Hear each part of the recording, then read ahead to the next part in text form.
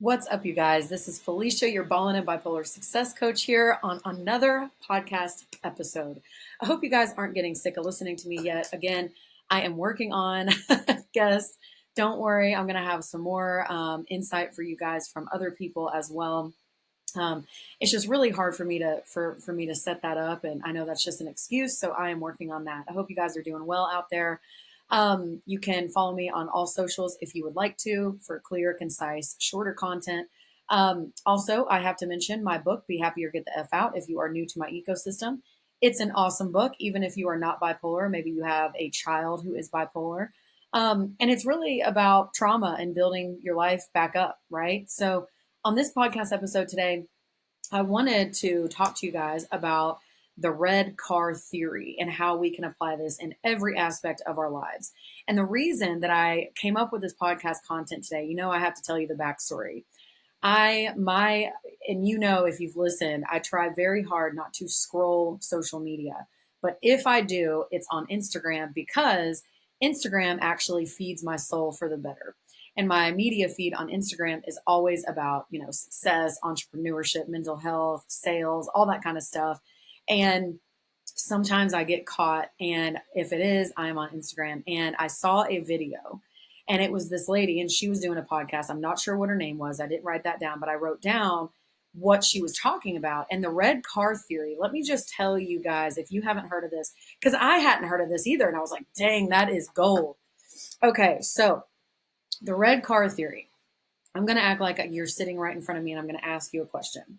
So sit here and say, okay, the last time you were on the road, how many red cars did you see? Okay, I don't know. I don't know. I have no idea how many red cars I saw. What if I gave you $100 for every red car that you see the next time that you're out driving around? Then how many red cars are you going to see? You're going to see as many as possible because you know you're looking for it. Okay, do we get the analogy yet? If not, let me explain. The red car theory means that the opportunity or the solution is always there. The red car is always there. But if we're not looking for it, we're not going to find it. And that's what's so crazy about the universe and looking for what you know you need, and then being totally oblivious or not looking for what you know you need. Because if you know you need help in your bipolar disorder, if you know you need success in your life and you're always looking for it, the opportunity will come. The opportunity will arise. Okay? If we are looking for it, if we are open to it. Okay?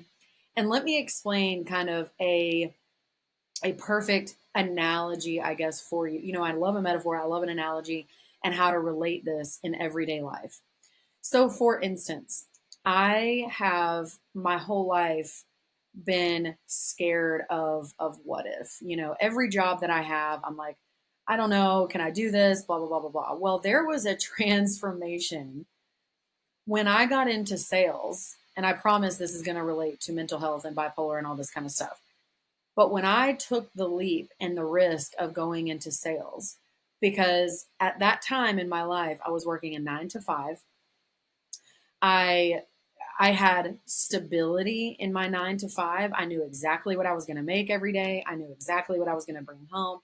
But in that, I wasn't making enough money. I was making enough to live. Okay. And at that time I was living in an apartment. I had gotten into some debt and I didn't know what to do. And so I started looking for another path.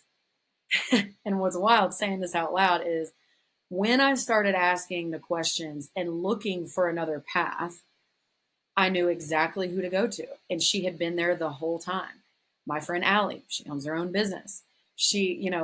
I went to her, and when I took the leap and went into sales, because it was scary as hell, being on 100% commission and literally making the dollar happen for the dollars that you make is scary. But when I made that leap, everything else became easier, meaning not easier in making money. That's not the point. It became easier to stay open-minded and say yes to opportunities and to understand, wow, This has been here the whole time, but I never knew to look for it. And then when I understood the clarity of what I wanted to do with my life, the opportunities were there the whole time. People have been placed in your life for a reason, but the right people are there. We just have to get the knowledge and the clarity to understand who to ask and where to look, because it's there, it's sitting there. And my good old idol Rachel Hollis says all the time that if you say yes to things, doors open. Things happen when things are already happening.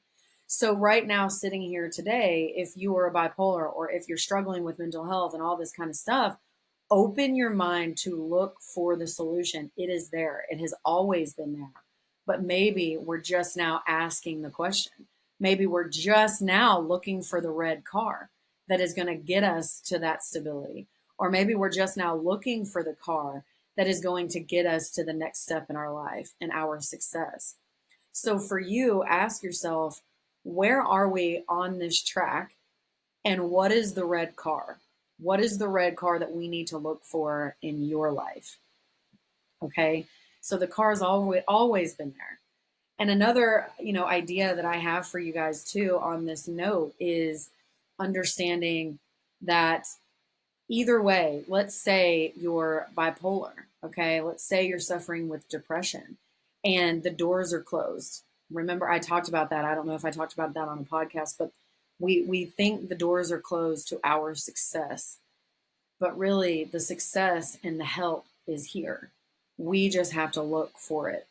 So I want you to truly reach down and figure out what that red car is for you and where we can find it in our everyday life. Because when I understood what I actually needed and the help that I needed, it was almost like the floodgates opened. I was like, oh, this is what I need help with. This is the support that I'm looking for.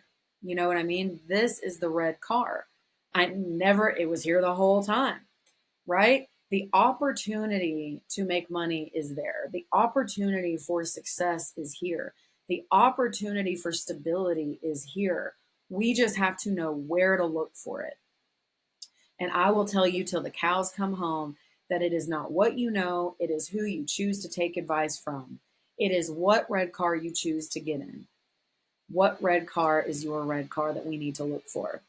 And I think too that on this note, I want you to know the visibility. I think a lot of the time it's really knowing what you need support in and digging into what really is the underlying factors.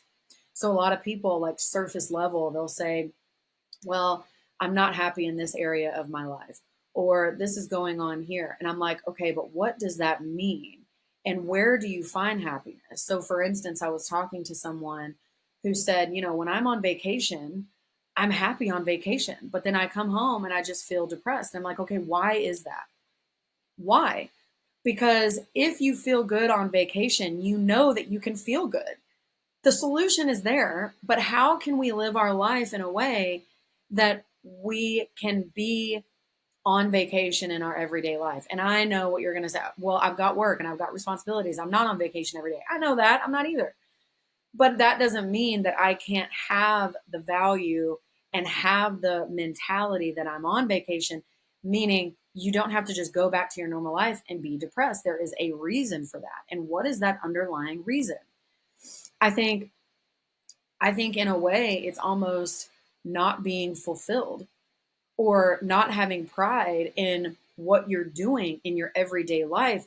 So therefore you are not fulfilled and therefore you become depressed or in a state of unfulfillment. And I think that's what you have to uncover. Why do I feel depressed in my everyday life when on vacation I feel great? How can we transition our life in a way that we have that fulfillment and we feel good about our everyday lives? So I think some people, I was reading a book and it was like, we go into our everyday lives with, the 9 to 5 mentality. I've got to go to work. I've got to do this thing and blah, blah, blah. And I was there for a long time when I had depression. There was like no light at the end of the tunnel. I wasn't excited about anything. And that's what depression can do to your brain. But we have to kickstart it. We have to find that joy and that spark so that we can chase after that spark and reignite what depression turns off in our brain. And if you know you have a happy place, where is that missing every day? Because if you can find fulfillment in your life and somewhere you take great pride in what you do, we need to do that every day. It doesn't mean that you are able to quit your job and do your dream full time. That means adding in what brings you that joy and adding in what brings you laughter and fulfillment and pride in your everyday life outside of your responsibilities. So, what makes you laugh? Is there a good movie? Is there a good joke that you have with your family? Is there something that you love to do that you need to do every day to bring you fulfillment, to bring you back that pride in yourself? And that's kind of where this conversation pivots. I love podcasts because they always pivot, right? We're talking about the red car and what the red car is for you. But I think a lot of the time we get so lost in the everyday. We get so lost in the day-to-day aspects. And I have to do this all day, every day. Monday's coming up, blah, blah, blah, blah, blah. And you don't have anything exciting to look forward to, where really we need to do something every day that fulfills us and fills our cup up. Fill your cup up. You know what I mean? So even if that's watching a good media, a good channel, a good, what am I trying to say? Something that fills your cup up. For example, even on the days where I'm not doing the most, right? I have something that I do that fills my soul. And right now the Olympics are on. So I know I'm not swimming and I'm not, in the Olympics or anything, but it brings me great joy to watch athletes at the Olympics. And to me, anything Michael Phelps says is gold. So I've just been listening to Michael Phelps and what he has to say about these swimmers and how his light is on and his spark is on. And then I get excited because I'm like, dang, that's so cool. These athletes are awesome. Simone Biles and all this stuff. It is so cool to watch other people in their own fulfillment and their own joy, because it brings that to me and it brings back that enjoyment of being an athlete. So that's just me sharing something with you that I find helpful. The media that we consume, and I've talked about this before, you don't have to do the most every day. You don't have to go on an adventure every day to fill your cup up. But it's, how do we bring back that fulfillment, pride, and joy in bits and pieces every single day? Is it going on a walk? Is it going on a hike? I'll share this tidbit with you too. So I was listening to, yet another spiritual hall, as I live and die by that. And this guy was talking about how he he was like in a depression. And he was like, I don't know what the heck is going on. I don't know what's wrong. And he was like, you know what? I'm going to go on a 12-hour walk. I'm going to turn off my phone. I'm not going to have anybody contact me. I'm not even going to bring my phone. And he went out in nature and went on a walk, left his house. And when he came back, he told his wife before he left, he was like, I'll be home at XYZ time. I have to get out of this. I have to get out of this depression. I don't know what else to do, but I have to turn off and I have to go out in nature. He comes back. And when he opens the door, his wife goes, you're back. And he goes, yeah, I told you I'd be back at this time. And she goes, no, no, no, no. Like, you're back. Your personality, your light is back on. And he was like, really? And she was like, yeah. And he was like, it was crazy. And now he tells everybody he knows, if somebody is in some kind of weird funk or depression, or they can't get out of this funk that they're in, he's like, turn off all devices, be out of contact with life outside, and go on a walkabout. He was like, it doesn't have to be a 12-hour walk. It can be an hour. You can do it within days. Go out for an hour by yourself with no phone and just be. And he said, I don't know what it is. This is not science. This is a holistic approach to healing, you guys. And he said, I swear to God, being out in nature, being in tune with yourself, being in your own thoughts, listening to the birds, listening to the wind, listening to what's around you, your light comes back on.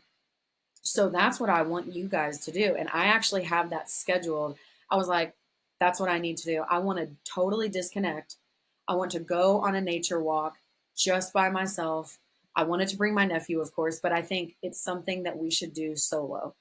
I think that it is something that we should schedule out, and you can make all the excuses in the world. We can talk for days. Well, I can't do that. I don't have time for that. That's why you don't have to do a 12-hour one. You can absolutely schedule that. Because again, if you would get paid to do a walkabout, guess what? You would find that red car and you would schedule that 12-hour session to just do that. But schedule an hour. Turn off your phone.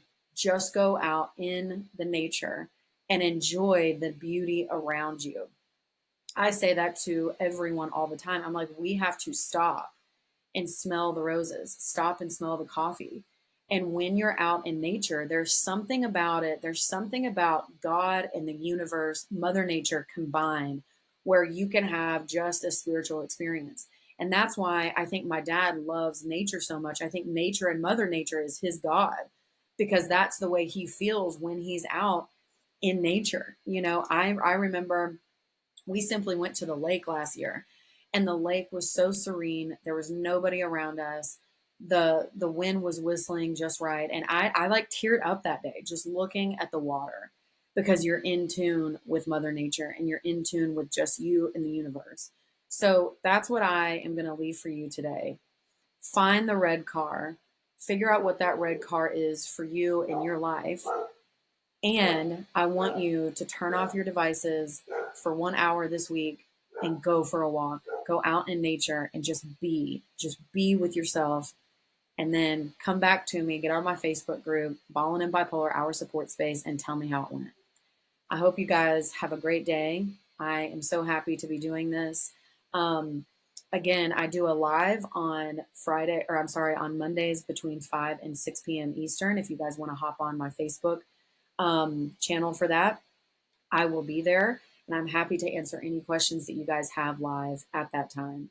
So you guys have a ballin' and bipolar day. Remember, if you're not ballin' yet, you can be, you will be. You keep trudging forward.